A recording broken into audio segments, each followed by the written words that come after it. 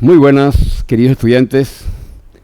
Vamos a dar seguimiento al desarrollo de las clases de Derecho Procesal Penal y esta vez vamos a abordar los juicios especiales.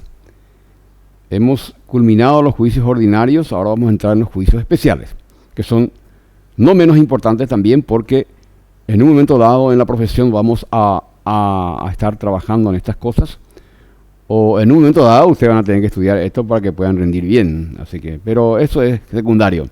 Lo correcto es estudiar para saber y poder trabajar bien, trabajar con eficacia, trabajar con profesionalismo, trabajar con precisión y así poder desarrollarnos como profesionales. Esta vez vamos a hablar de la lección número 14, que tiene que ver con el procedimiento abreviado. Vamos a definir, vamos a entender, vamos a abordar su importancia, su finalidad, sus requisitos y sus efectos. Importancia, concepto de importancia, finalidad, requisitos y efectos. Esas son las características metodológicas de la ciencia, ¿no? Y el derecho no se sustrae de este esquema metodológico, ¿no? Vamos con este tema y vamos a ver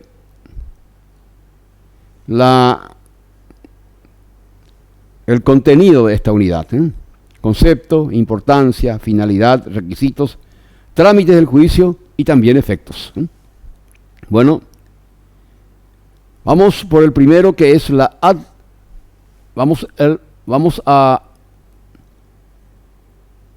por el primero, que corresponde al concepto. ¿Qué es lo que es el juicio abreviado? ¿Qué es lo que vamos a abreviar?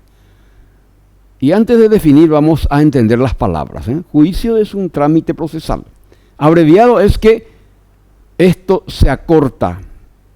Este proceso especial, este juicio especial se acorta e impide que vaya a juicio oral una causa.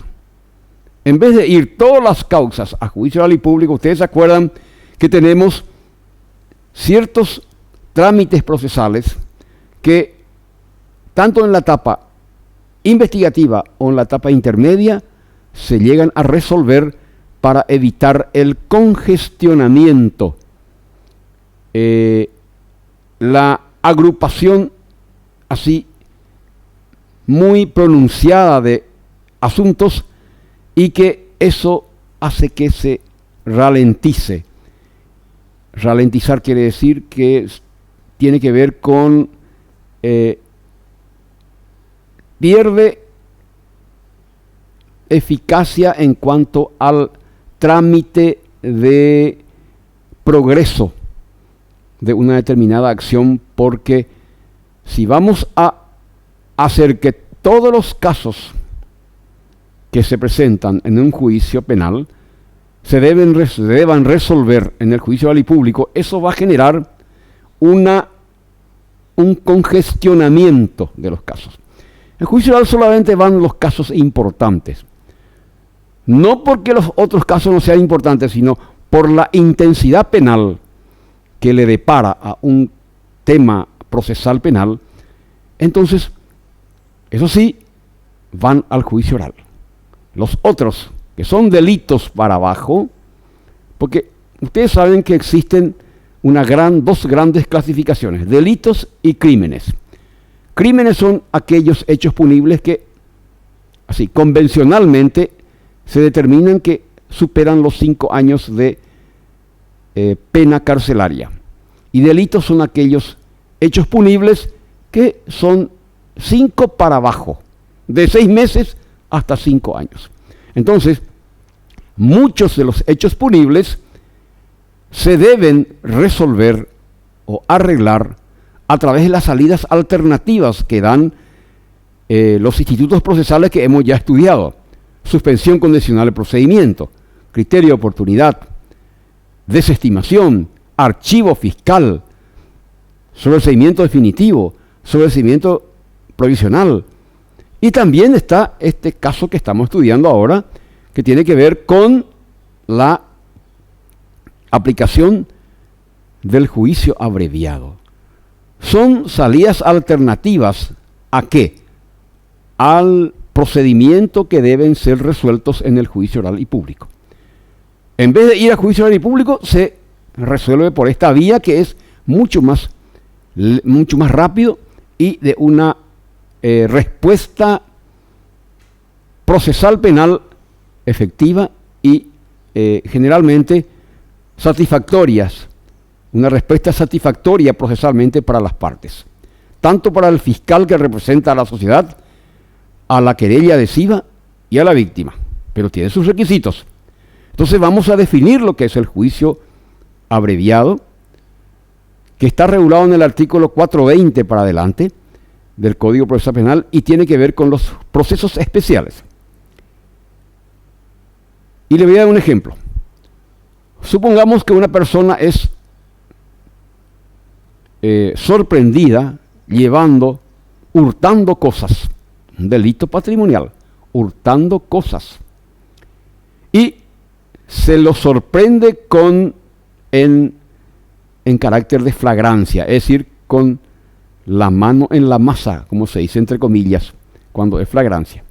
Entonces, esta persona está condenada, naturalmente puede ser condenada, a no ser de que el hurto sea un objeto muy disvalioso, un objeto muy de escaso valor patrimonial.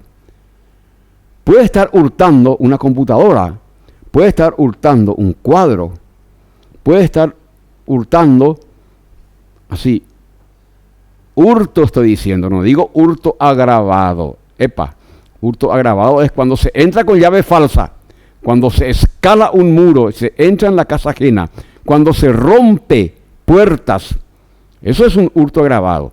El hurto es un trámite de apropiarse de lo ajeno sin mucha violencia, sin violencia, aprovechando el descuido, la desatención del propietario, y de fino desaparecen las cosas. Ocurre permanentemente eso en sociedades de gran inequidad social como los pueblos del tercer mundo. En los países del primer mundo, escasos asuntos de hurto hay porque no necesita la gente hurtar, porque ganan bien. El hurto es típicamente un hecho punible de países donde hay pobreza, inequidad social, y eso se reproduce en escala. Entonces, ese hombre que es sorprendido en flagrancia, obviamente va a recibir una condena, si es un caso de un objeto de valor mediano para arriba. 5 años es la pena, 5 años. Entonces, para no ir a juicio oral y público, ya están todas las pruebas ahí, ¿para qué hacer y gastar de balde?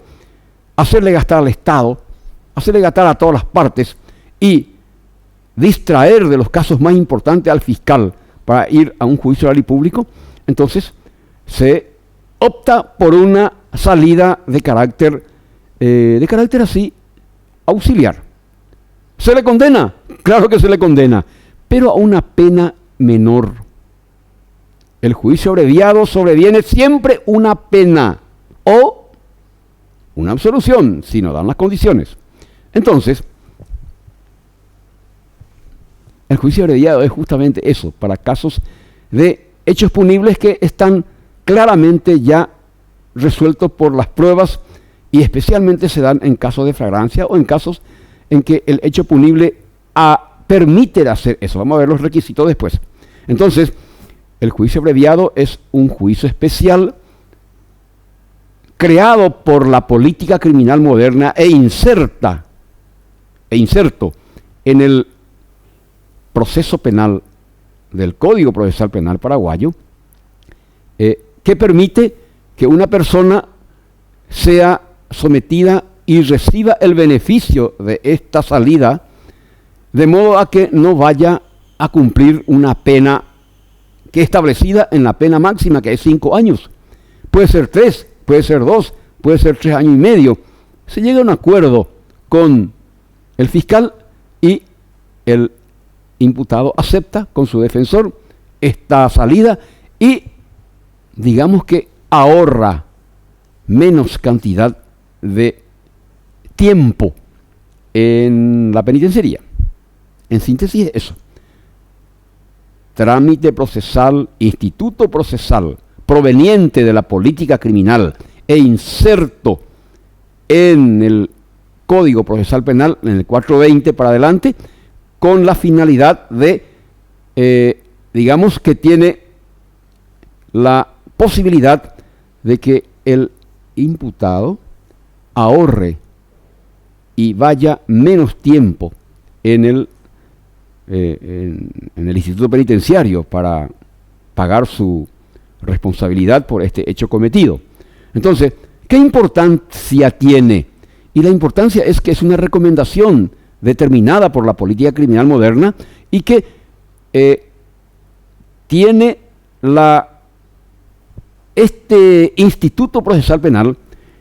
Es importante porque permite evitar el congestionamiento de las causas penales y darle salidas rápidas a un hecho punible. Salidas rápidas.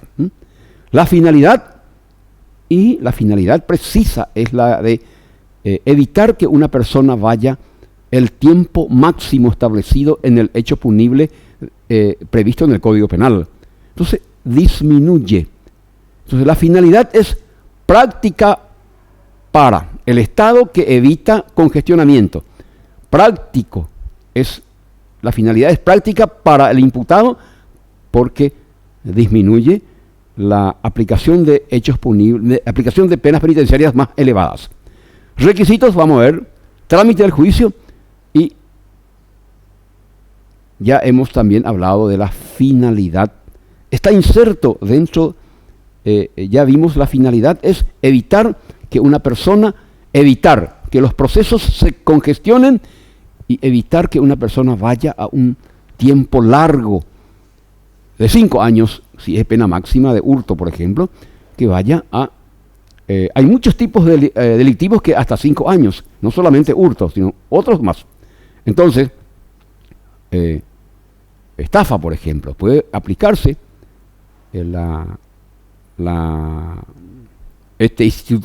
esta figura procesal. Y bueno, vamos a analizar ya en detalles.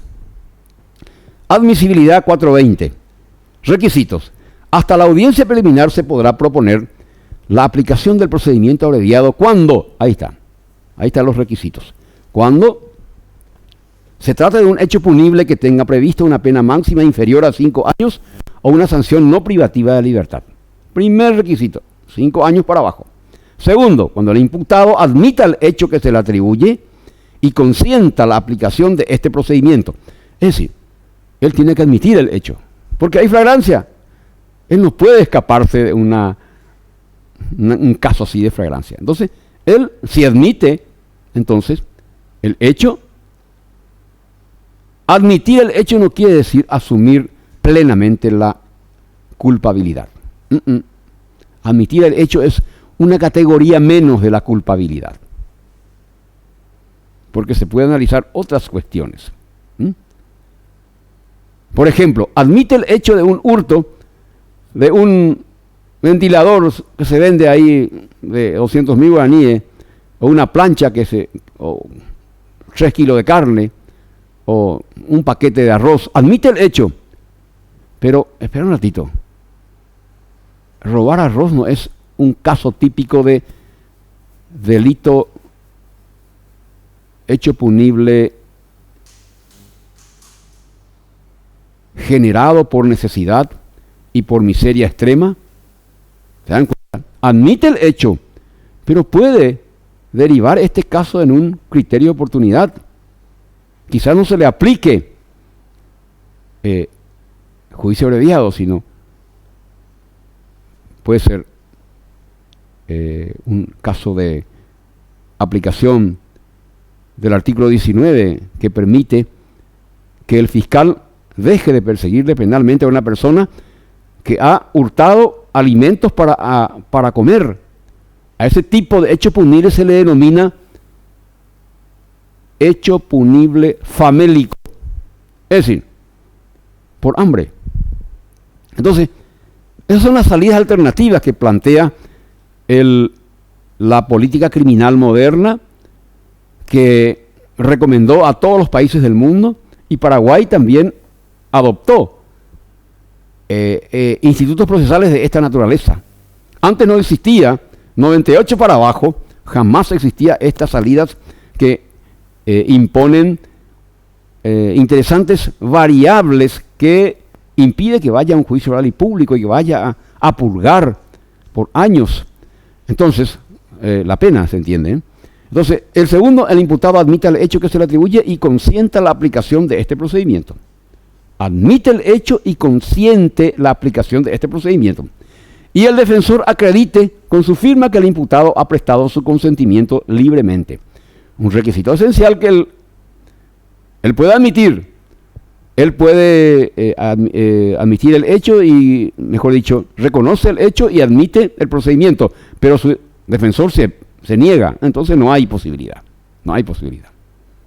Porque el defensor cree que puede, incluso, que puede conseguir otras salidas menos gravosas, como lo es el criterio de oportunidad, que es una absoluta desvinculación del caso sin otros preámbulos. El criterio de oportunidad. Sin embargo, el juicio abreviado sobreviene a una condena ahorrativa y no la condena máxima. Ahí está la cuestión. La existencia de coimputados no impide la aplicación de estas reglas a alguno de ellos. Aquí no se aplica el criterio de unidad, sino puede ser que la responsabilidad penal de uno de ellos amerita que se le aplique el procedimiento abreviado. Una banda integrada por 5 rompen una casa, la puerta, el portón, entran y él quedó afuera para la campana. Y él puede darse el caso que sea un cómplice o puede ser un autor, pero de menor responsabilidad, y a él se le puede aplicar.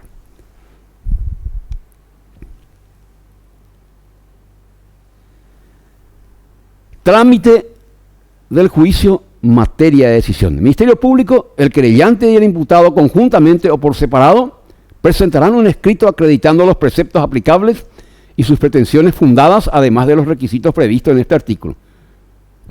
Cualesquiera de las partes puede entonces plantear esta salida que permite llevar adelante este juicio abreviado.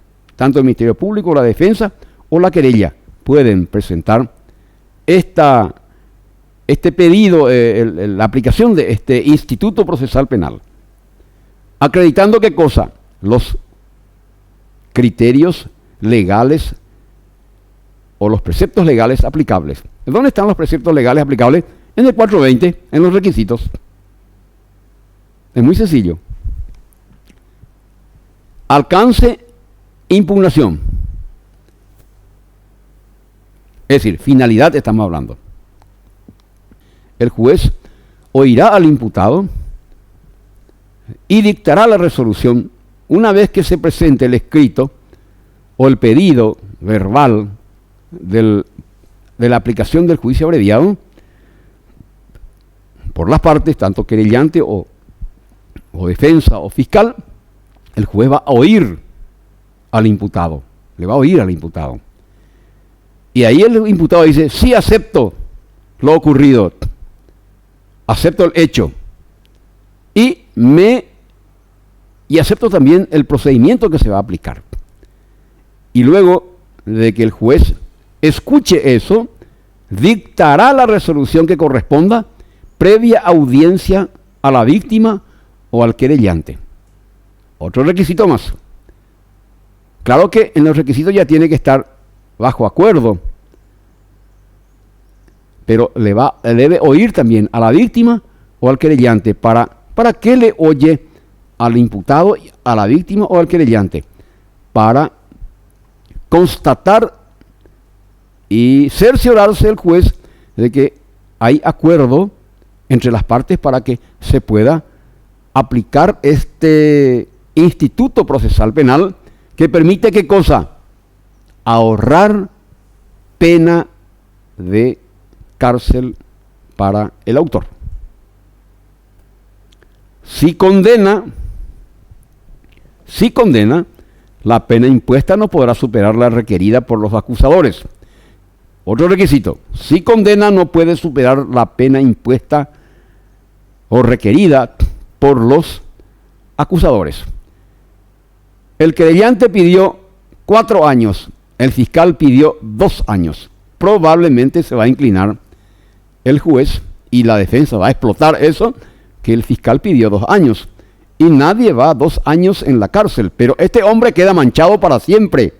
Ahí está el asunto. No va a la cárcel, pero queda manchado con antecedentes que le puede hacer complicar para otros casos posteriores que él puede incurrir, y si es una persona adicta a la comisión de hechos punibles, esto le puede otorgar una pequeña mancha,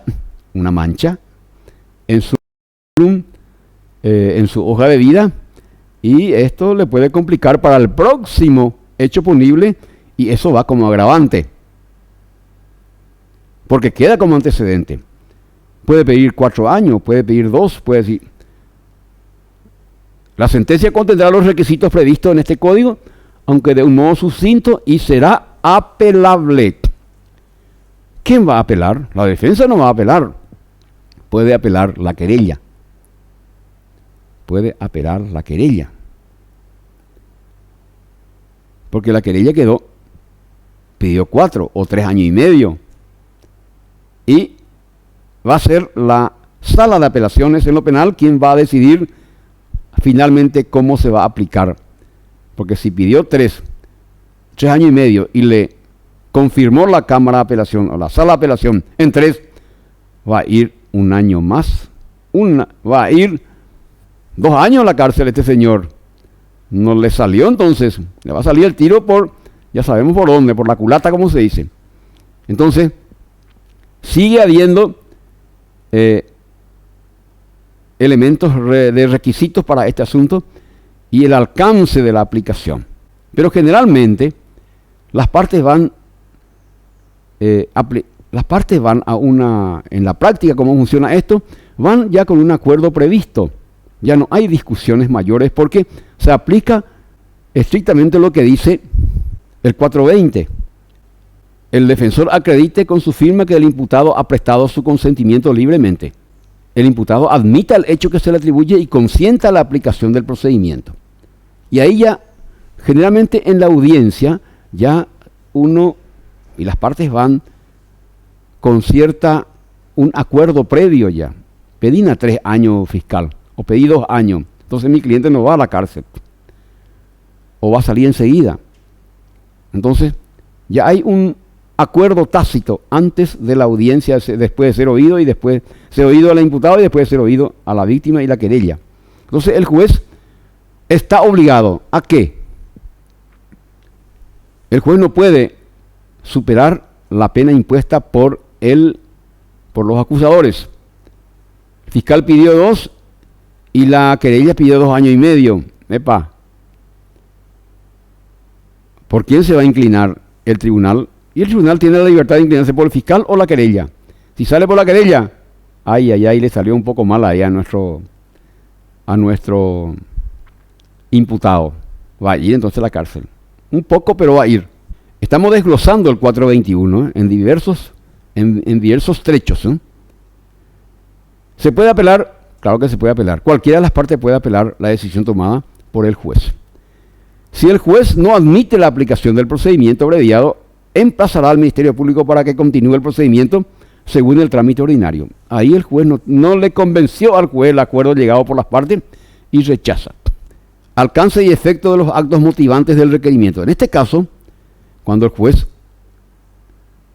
no admite, el requerimiento anterior sobre la pena no vincula al Ministerio Público durante el juicio, ni la admisión de los hechos por parte del imputado podrán ser considerados como una confesión. Por eso dice Vamos otra vez al punto. Admitir los hechos no quiere decir admitir la culpabilidad. Admitir los hechos es en forma genérica, pero no la culpabilidad, porque en caso que rechace, eso no va a ir en contra de él. Eso es lo que dice ahí. En este caso, cuando el juez rechaza el requerimiento anterior sobre la pena, no vincula al Ministerio Público durante el juicio, ni la admisión de los hechos por parte del imputado no podrán ser considerados como una confesión. No puede ser considerado como confesión, pero generalmente, los casos de juicio abreviado es porque hay flagrancia o porque está todo bien clarito en la etapa de colecta de pruebas en cuanto a la responsabilidad del imputado. Bueno, entonces este es bien cortito el tema de la aplicación del procedimiento abreviado. Vimos qué cosa, vimos el concepto, vimos la finalidad, la importancia, la finalidad, los requisitos, los efectos y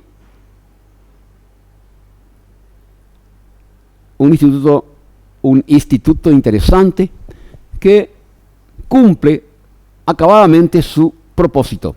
¿Cuál es el propósito? ¿Cuál es la finalidad?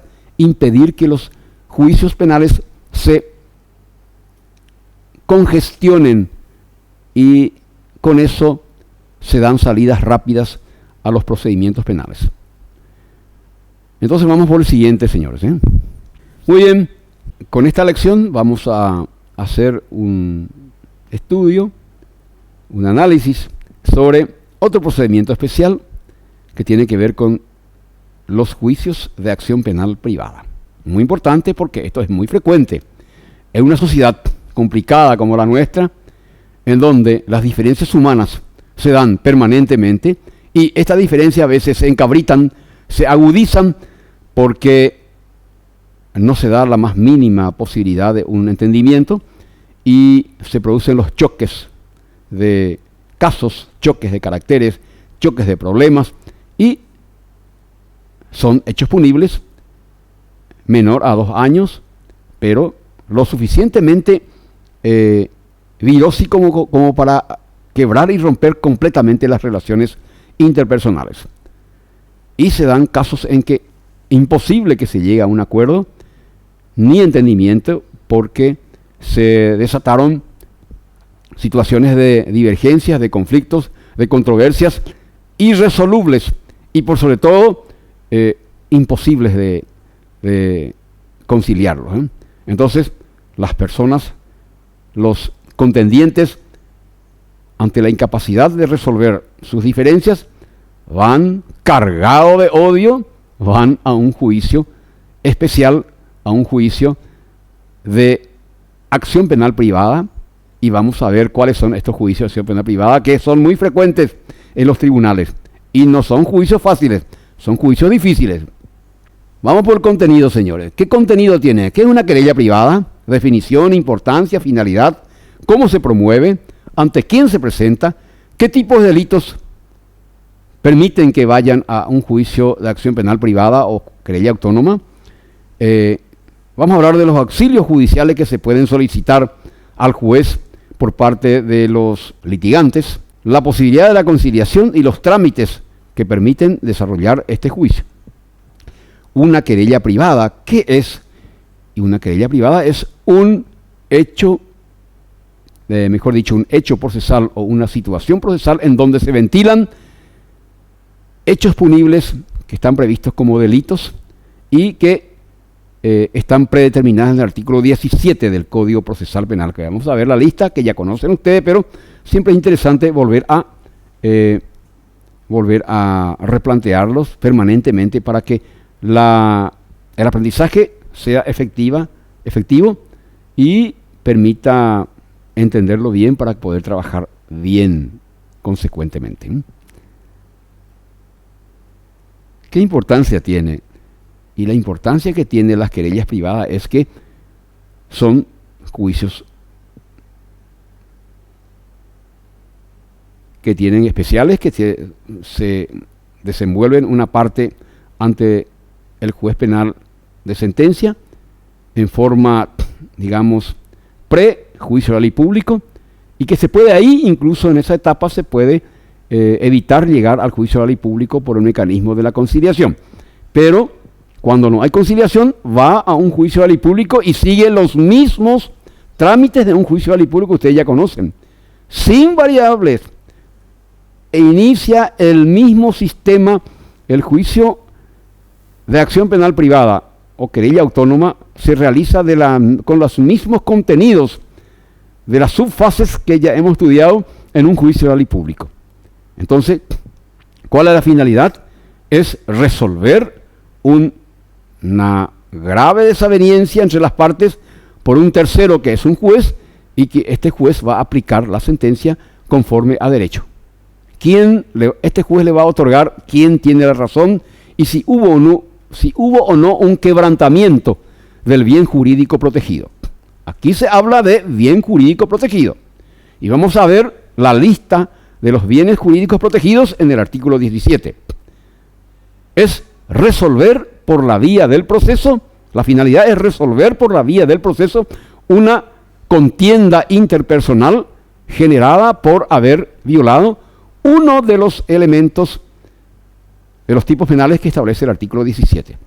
¿Cómo se promueve? Muy interesante y es muy sencillo. Se presenta a través de una querella escrita. Se hace una querella escrita, bien fundamentada, se presenta al juez penal de sentencia. El juez penal de sentencia recibe, observa y no le traslada a la otra parte. No, señor. No hay contestación de la querella. Acuérdense de eso. No hay contestación de la querella. ¿Y qué hace entonces la otra parte?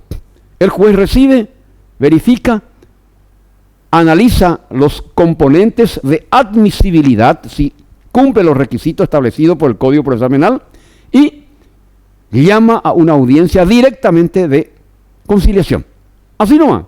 Ahí le notifica entonces, y al notificarse le envía la copia completa, copia para traslado,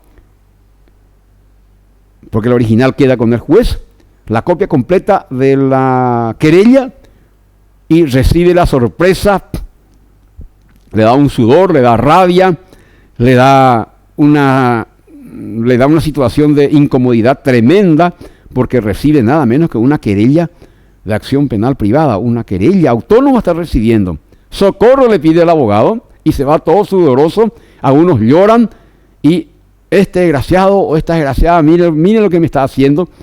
Tranquilo, señora, tranquilo, joven, tranquilo, señor. Esto tiene una respuesta de solución. Nosotros vamos a tratar de contrarrestar, refutar, y si usted quiere llegar a un acuerdo, lleguemos a un acuerdo. Te está llamando para un acuerdo y le llama para una conciliación. Ese es el trámite, rapidísimo, rapidísimo. No hay mucha vuelta que dar, porque el querellante debe ya ofrecer todas sus pruebas documentales con la querella. Y si no tiene pruebas, pedir el auxilio judicial al mismo juez para que se pueda tramitar la colecta probatoria que no puede tener a mano el querellante. Entonces el abogado actúa aquí como un psicólogo, en el sentido que le da tranquilidad, y ahí le habla una media hora, una hora, antes de darle, por supuesto, el costo del juicio, y porque no hay que pedirle todavía, no hay que hablar todavía del costo, porque si no se va a correr. Entonces él ahí se tranquiliza, neutraliza su ansiedad, un poco disminuye su rabia, disminuye, dije, no eliminar, disminuye su rabia, porque esto es un acontecimiento único. Verle ahí a tu prójimo sudado, rabiado, con un odio, porque recibir una querella autónoma es sinónimo de odio, o recibir la denuncia penal, la acción penal pública. Esto genera un odio, señores, un resentimiento, un odio, una respuesta reactiva,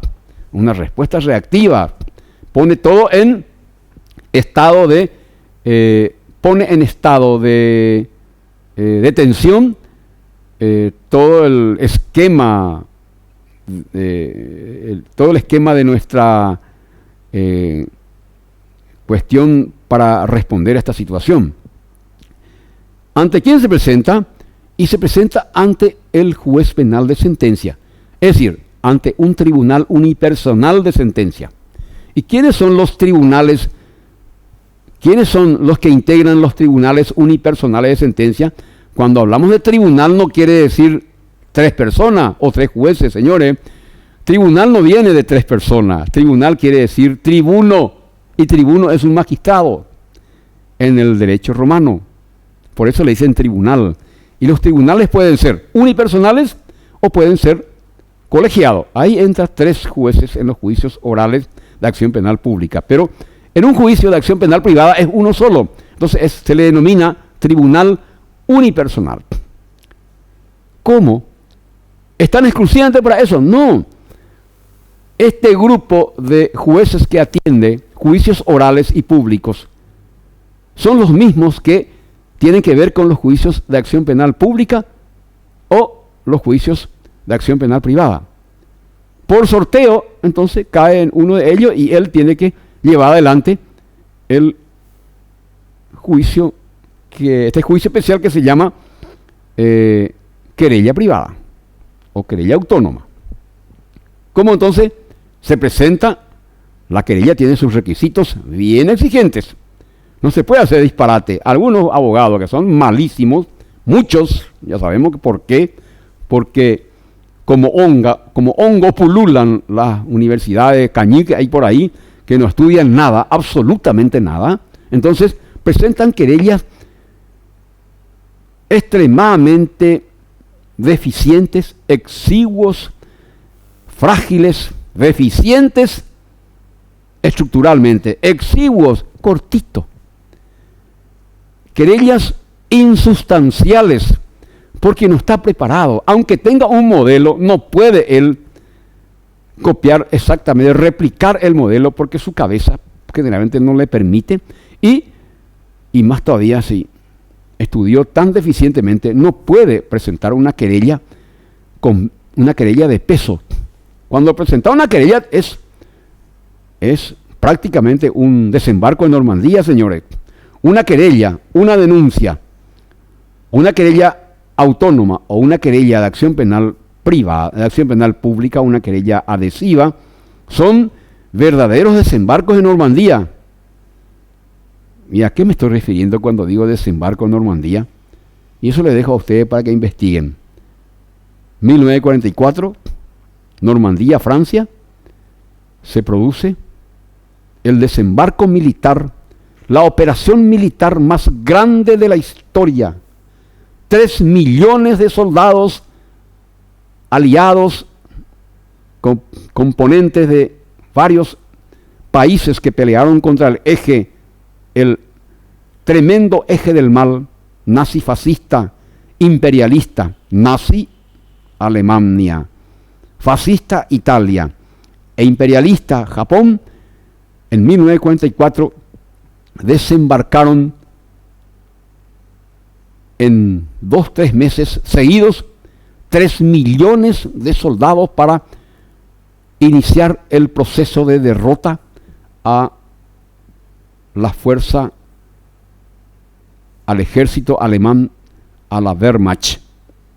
Entonces, cuando algo muy importante, en forma metafórica, se utiliza un verdadero desembarco en Normandía, es lo que se llama día D, hora H. Pongan día D, hora H e infórmense de este operativo extraordinario de la historia que ha tenido una no menos extraordinaria, también una gesta no menos extraordinaria de heroísmo, coraje y determinación para pelear contra este verdadero eje del mal que fue los que ocasionaron la Segunda Guerra Mundial. El mundo y la historia está lleno de heroísmos, de coraje y de determinación. Y uno de ellos es el desembarco en Normandía.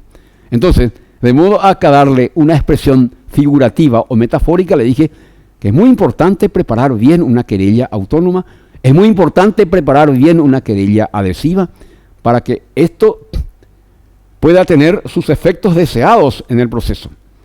Pero si una persona, un abogado, de escasa formación presenta una querella autónoma y vos sos el abogado defensor o la abogada defensora del querellado o de la querellada, entonces cuando vos encontrás un escrito de 1 o 2 páginas de una querella autónoma, estás ganando, ya estás ganando prácticamente, porque te encontrás con una acción elemental, una acción penal elemental generalmente. Claro que no quiere y no determina la calidad de un escrito por su cortedad, pero generalmente cuando uno va a escribir una querella, debe escribirlo en detalles, con todas las pruebas y fundamentar las pretensiones y hacer el pedido preciso de por qué esta persona querellada ha sido o ha tenido la responsabilidad de haber cometido y haber violado y haber atacado un bien jurídico protegido por el artículo 17. Vale estas expresiones para que ustedes entiendan bien cómo funciona este asunto. Señores, trabajar en el proceso no es un juego de niños, es un trabajo minucioso, cuidadoso, que requiere ver todas las variables de un caso, presentar pruebas documentales importantes y hacer posible que las pretensiones sean y tengan la perspectiva de que puedas tener un resultado victorioso. Que uno no asegura nunca asegura del todo, ¿no? Pero presentando una querella bien estructurada, bien escrita, con pruebas importantes y con argumentos bien fundados, bien abonados, es capaz de que este escrito bien hecho pueda incidir en quién, pueda incidir en la convicción del juez. ¿Ante quién se presenta? Ya sabemos, ante el juez penal de sentencia, que es un tribunal unipersonal. ¿Y quién es este tribunal unipersonal? Un juez de sentencia que también atiende los juicios de acción penal pública presentados por los fiscales o por los querellantes. Pero en este caso concreto, él quedó sorteado por un mecanismo aleatorio para que pueda atender este caso. ¿Qué tipo de delitos? Vamos a ver el artículo 17. Y vamos a empezar. Ya desarrollamos qué es una querella, qué es la definición, la importancia, la finalidad, cómo se promueve, ante quién se presenta, ya desarrollamos. ¿Qué tipo de delitos? Ahora. Empecemos con el 422. Órgano competente, requerimiento optativo, modo. Quien pretenda acusar por un delito de acción privada deberá presentar una acusación particular ante el juez de paz o ante el tribunal de sentencia. Juez de paz dice, también se puede presentar un caso de delito de 1 año para abajo ante el juez de paz, pero nunca la gente va ante un juez de paz. No conozco y es muy difícil eso, pero puede darse, permite, contempla el artículo 422. O directamente a un tribunal de sentencia. Tribunal unipersonal entiende ahí. Por sí o mediante apoderado especial, conforme a lo previsto en este código. ¿Qué quiere decir por sí? Por derecho propio, con patrocinio de un abogado o mediante un poder especial. Siempre es mejor tener un poder especial. Acción privada. Artículo 17. Serán perseguibles exclusivamente por acción privada los siguientes hechos punibles. Entonces, aquí hay una lista de 15 tipos penales que ameritan presentar un juicio de esta naturaleza, un proceso de esta naturaleza. Que estamos hablando de la querella autónoma. Maltrato físico. Un maltrato físico. Ahí unas bofetadas, unos tongos, pero que no pasó a mayores. Lesión, la misma cosa. Lesión culposa. No fue una lesión de carácter dolosa, sino culposa. 2 tipos de lesiones ahí. Lesión que puede ser dolosa o una lesión culposa. Amenaza, cualquier tipo de amenaza. Amenaza de muerte, también. La amenaza de muerte no es un delito de acción penal pública que atiende el fiscal. No, señor, no. Nuestro artículo 17 dice claramente que la amenaza puede ser de diferentes índoles o de diferentes clases. Amenaza verbal, amenaza moral, amenaza psicológica, amenaza física, amenaza de muerte, amenaza de secuestro también. ¿Y por qué atiende el artículo 17? ¿Por qué es acción penal privada? Porque son meramente cuestiones preparatorias. Y los actos preparatorios no son pasibles de llevar como hechos dolosos. Fíjense lo que quiere decir amenaza, señores. Tratamiento médico sin consentimiento.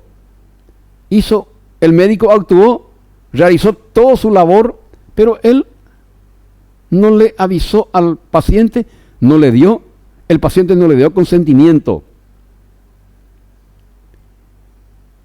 Violación de domicilio. ¿Qué quiere decir violación de domicilio? Y quiere decir el famoso me atropelló en mi casa. Eso quiere decir violación de domicilio. Ya no se usa más atropello de domicilio. Eso era una figura penal que de una forma escrita en el anterior código. Atropello no tiene una significación correcta en cuanto a su aplicación semántica. Atropello no es una expresión semánticamente correcta. Semántico quiere decir significado de las palabras. Lo correcto es decir violación de domicilio. ¿Qué cosa está ocurriendo con la violación de domicilio? Está nada menos alterando un artículo constitucional, artículo 31, 32, 33 de la Constitución Nacional. El sagrado derecho de intimidad en el domicilio. Lesión a la intimidad. Violación del secreto de comunicación. Y lo que más se usa, calumnia, difamación, injuria. ¿Ustedes creen que son iguales o son sinónimos esto y calumnia, difamación e injuria? No, señores, no, señoritas. La calumnia es una cosa, la difamación es otra cosa y la injuria es otra cosa. Son muy parientes, son todos primo hermano, pero no son la misma cosa. Ustedes creo que ya hicieron un trabajo sobre esto y si se olvidaron deben saberlo muy bien para no cometer y para no expresar sandeces en el escrito de querella. Un técnico en derecho no debe nunca que la gente lega, la gente que no sabe derecho, confunda todo, calumnia, difamación, injuria. Se entiende, porque cada ciencia tiene su sistema de lenguaje propio, pero un abogado medianamente bueno no puede confundir lesión, amenaza, lesión de la intimidad, violación de domicilio, difamación, injuria, no puede confundir, no debe confundir. Denigración de la memoria de un muerto. A tu papá que ya falleció, le están denigrando. Eso es motivo para presentar en defensa de la memoria de un fallecido. El fallecido todavía tiene derechos, señores, activos en cuanto a esta cuestión. Por más que ya no esté físicamente, pero sobreviven sus familiares, y sus familiares se sienten ofendidos porque se ha denigrado la memoria de un muerto. No es difamación, no es calumnia, no, denigración. ¿Se dan cuenta cómo se aplican las palabras semánticamente? Daño. Le dio un garrotazo a tu auto y le rompió nada menos que el parabrisas delantero. O se subió una mujer nerviosa, histérica, se sube sobre el auto de su novio y comienza a zapatear y abolla todo. Abolla el capó delantero de su hermoso auto Mercedes-Benz o BMW. zapatea o le da un garrotazo de seguido en un hierro. Eso es daño. No es, el fiscal no puede intervenir ahí. No, señor. A no ser de que ella arma un bochinche en la calle, y llama la atención, y ahí puede haber un delito de acción penal pública que es violación tiene que ver con la paz pública, una cosa así. O engavillada. Uso no autorizado de vehículo automotor. Agarró un auto ajeno, conseguí la llave de tu papá, de tu primo, de tu hermano, de tu amigo, y te rajás con el auto ajeno. ¿Cómo? ¿El auto de tu papá? ¿Vos podés? Sí, tu papá te puede denunciar por eso. Te puede querellar por eso. Uso no autorizado de vehículo automotor. Violación del derecho de autor o inventor. Esto sí es muy interesante. En estos casos se procederá únicamente por la querella de la víctima o de su representante legal conforme al procedimiento especial. Querella de parte de la víctima. ¿Y quién es la víctima? Señores, para trabajar bien, vayan al artículo 60 y al artículo 65 o 66 del Código Procesal Penal. Hemos estudiado eso. Ustedes ya no pueden decir, yo no conozco eso. Y si no conocen bien, ahí está. Recurran al artículo 65, creo que es. Calidad de víctima, dicen. Hay 4 incisos en calidad de víctima. Auxilio judicial previo. ¿Qué quiere decir auxilio judicial previo? Es pedirle ayuda al juez cuando no tenés pruebas. Querellante que no tiene prueba o querellado que no tiene prueba le puede pedir al juez que ordene mediante oficio para que se colecte algunas pruebas dentro del procedimiento antes del juicio oral y público, generalmente. Requisito: cuando no se haya logrado identificar o individualizar al acusado o determinar su domicilio, o, ¿cuántas hipótesis ya tenemos aquí? Cuando no se haya logrado identificar plenamente, o tiene un nombre falso y vos le estás atacando por nombre falso a una persona porque no sabes si es falso o no, entonces tenés que decirle, no estoy seguro si este señor es Juan Pérez, pero así todo el mundo le conoce. Probablemente, señor juez, no sea Juan Pérez, y pido que se le envíe un oficio a identificaciones para que determine precisamente quién es este señor. Este es el caso que se da. Cuando no se tiene su domicilio, anda rodando por ahí, no tenemos su domicilio, se le pide para que se sepa judicialmente dónde vive este señor. O cuando para describir clara, precisa, fíjense, clara, precisa y circunstanciadamente el delito, sea imprescindible llevar a cabo diligencias que el querellante no puede realizar por sí mismo, porque no es policía, no tiene la policía no le va a ayudar para conseguir, y no tiene dinero para contratar un detective privado. Entonces le pide al juez auxilio judicial. Requerirá, dice, que el querellante no puede realizar por sí mismo, requerirá en la acusación, ¿acusación qué es? La querella, el auxilio judicial, indicando las medidas pertinentes, y el juez no puede negarse. O se quiere hacer, por ejemplo, le dio un escupitazo, gran 7, y eso fue una injuria tremenda. Ahí está, injuria. Injuria, es el latín injuria. Va en contra de la ley, dice, en contra del derecho esa acción. La palabra del significado etimológico en latín, injuria, es en contra del derecho. Nadie puede ser atacado así, de forma abierta, de forma descarada por otra persona, y le dio un escupitazo. Y ese escupitazo pide al juez, levanta por el mecanismo médico, muestra de eso y pide que sea sometido a un ADN para que sea preciso la acusación y para que vaya a la cárcel o que pague, porque también hay forma de pagar este asunto.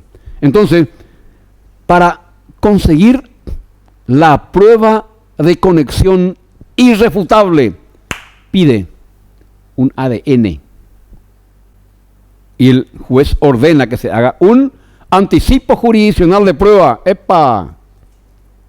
Una prueba ante el juicio oral y público, un medio técnico, un medio científico, o en la pelea el atacante fue herido y dejó sangre en la ropa de la víctima y pide que sea analizado por ADN para conseguir un resultado así indiscutible. El juez prestará el auxilio. No dice podrá, prestará, dice. Aquí la palabra indica orden. La ley le ordena al juez. No puede él decir, yo no quiero, no puedo. No, Bernardito. Prestará, dice. Si corresponde, obviamente, dentro de la racionalidad, dentro del orden lógico del pedido. Luego, el acusador completará su acusación dentro de los 5 días de obtenida la información faltante. Presenta su querella, pero pide, y 5 días después debe completar la información faltante.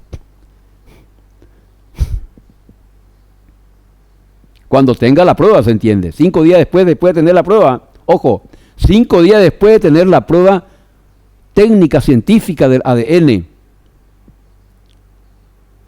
Conciliación. Ya hemos hablado sobre esto.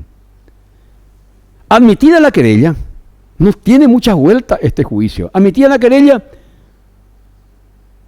le notifica a la otra parte y ahí le dice, señor fulano de tal, usted fue querellado por esta persona, aquí le entrego la copia de la querella, preséntese aquí a 5 días nomás, 5 días nomás, preséntese a una audiencia de conciliación, para que se pueda conciliar si es posible y si las partes permiten. Y también el 424 establece amigable componedor. Por acuerdo entre acusador y acusado podrán designar un amigable componedor para que realice la audiencia. La conciliación no solamente es una audiencia ante el juez o ante el órgano de mediación que tiene el Poder Judicial. También puede ser, fíjense qué facilidad otorga la ley. Eligen un árbitro entre las partes y ese árbitro puede estar en el proceso para dirimir las diferencias entre estas dos personas que están ferozmente enfrentadas. Y puede ser un tercero amigable componedor, dice, un mediador privado. Procedimiento, convocación a juicio. Si no se logra la conciliación, vienen a la audiencia con ojos de rayo, no se pueden ni mirar, o ni siquiera va a la audiencia. Al no ir a la audiencia sin justificación, eso implica de pleno que no hay ánimo conciliatorio.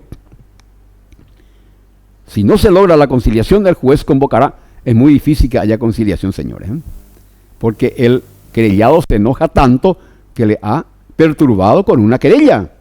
La querella perturba, señores, perturba. El juez convocará a juicio conforme a lo establecido por este código y aplicará las reglas del juicio ordinario, tal como les dije. El juicio penal, el juicio oral y público es igualito que a un juicio oral y público de acción penal pública. Es igualito, no hay variación.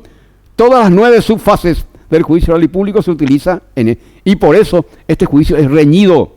Este juicio es de lo más reñido que ustedes se pueden imaginar, señores. Y 2 años nomás a la cárcel. Pero se pide también millones de compensación, de reparación del daño. Entonces ahí se habla de plata y ahí se habla de una posibilidad que pueda ir a parar a la cárcel el condenado. Aunque 2 años nadie va. Entonces, ¿cómo es el asunto? 2 años nadie va. ¿Se le condena 2 años? ¿No va? No, no va. Puede pedir la suspensión de la condena conforme al artículo 44 del Código Penal. Entonces, ¿para qué lo que tanto se hace este asunto? Y es un procedimiento previsto en el Código Procesal Penal y hay que cumplirlo. En otros países ya se han eliminado los juicios penales de delito de acción penal privada. Directamente van por la cuestión de la reparación del daño en juicios civiles. En Argentina, por ejemplo, ya no hay más delito de acción, querellas privadas por difamación, calumnia y más cosas. no hay. Directamente van a procesos civiles para reparación del daño. Entonces vamos al juicio del público y se desarrolla este asunto, y este juicio es desgastante. Yo he tenido varios, señores, varios, en mi larga vida como profesional. En ese juicio oral y público, los odios se potencian. Señores, los odios se potencian, no se pueden ni mirar. Por sobre todo cuando hay difamación y calumnia o injuria, no se pueden ni mirar. Cada vez que terminan las pausas en los días de desarrollo del juicio, se suelen darse conatos de choques de palabras en los pasillos. Y para nosotros es divertidísimo eso. Nosotros tenemos que mostrar un comportamiento bastante a favor de nuestro cliente, y también tenemos que a veces intervenir en los conflictos de discusiones de pasillo. Y a veces los abogados se sobrepasan, demasiado ya sobreactúan, se dan una sobreactuación desmedida, y el abogado tiene que mantener la calma. Y a veces tiene que defenderle fuertemente, apasionadamente al cliente también. Hay muchas formas de respuesta que se dan ante estos casos. Pero por razones de educación generalmente ni se miran y ni se quieren hablar. Las personas más educadas. Pero las personas que no son tan educadas, que son medio, así, no tienen filtros. ¿Educación qué quiere decir? Tener filtros. Es decir, no mostrar nuestras afecciones, mejor dicho, nuestras diferencias en forma muy fuerte, y mantenemos un comportamiento de indiferencia, de dignidad e indiferencia. Cuanto más educada una persona, muestra rasgos de mostrarse indiferente y de dignidad. Está aguantando estoicamente el querellado el asunto, y en silencio, pero ni le mira a la contraparte. Es divertidísimo, porque no hay pena carcelaria, señores, pero generalmente se pide reparación, y las reparaciones son altas generalmente. Depende de qué, depende del querellado, depende del querellante. Le vas a pedir de darle reparación a un querellante y le ganas en juicio, no tiene nada, no tiene un peso partido por la mitad, no le vas a quitar nada. Entonces, esto es un teatro impresionante, y un teatro de pasiones humanas, por sobre todo, ¿eh?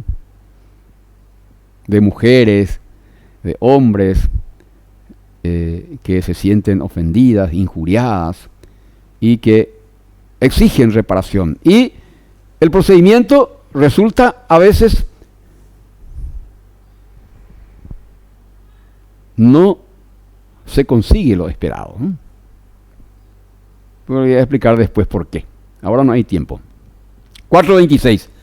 Abandono de la querella y archivo del proceso.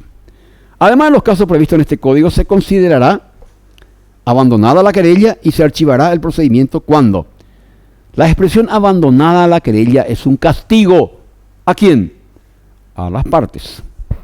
No a las partes, al accionante. Es un castigo al accionante. ¿Por qué motivo? 1. El querellante o su mandatario no concurra a la audiencia de conciliación sin justa causa. Acuérdese bien de este asunto. Se llama conciliación y el querellante no acude. No acude, porque está enojadísimo, no acude. Ni su mandatario acuden a la audiencia de conciliación. No aparece el querellante, ni su mandatario, ni su abogado. La defensa que hace, se frega las manos. Así dice, olis, así dice. Metió la pata el querellante. No ofreció justificación alguna. Chao querellante. Abandonada la querella. 2. Cuando fallecido o incapacitado el querellante, falleció el querellante en el trance de la presentación del juicio, o quedó incapacitado, no concurra a proseguir el procedimiento quien según la ley está autorizado para ello, dentro de los 30 días siguientes a la muerte o incapacidad. ¿Cómo el muerto va a concurrir dentro de los 30 días? Sus familiares, ¿se entiende, señores? Las víctimas familiares, artículo 65, creo que es numeral 3, calidad de víctima. Código Procesal Penal. Los familiares pueden proseguir para establecer, o mejor dicho, para conseguir la continuidad del procedimiento, o el incapaz. 30 días siguientes a la muerte o incapacidad, dice.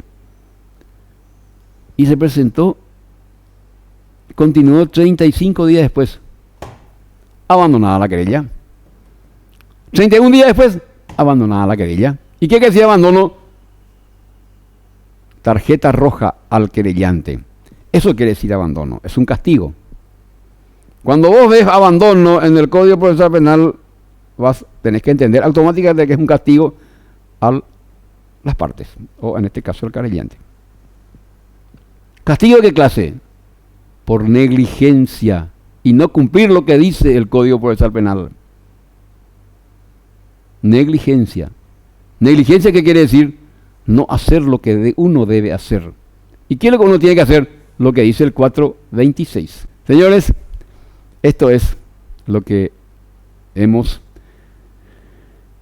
planeado para esta jornada. Hemos desarrollado 2 unidades importantes y que son temas aparentemente fáciles, pero no son tan fáciles.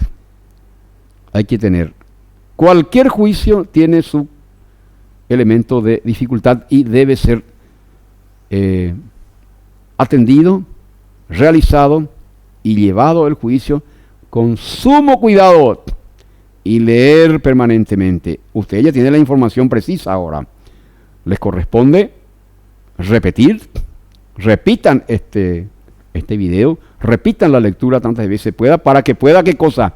Para que pueda quedar en el cerebro como un fondo de conocimiento capaz de evocar después, cuando llegue el trabajo, capaz de evocar después lo aprendido siempre repito esto, se presenta la realidad del trabajo. Y para el modo más inmediato, ¿cuándo qué cosa? Cuando se nos pide, o cuando estamos en un evento académico que se llama examen. Así, muy buenos días a todos.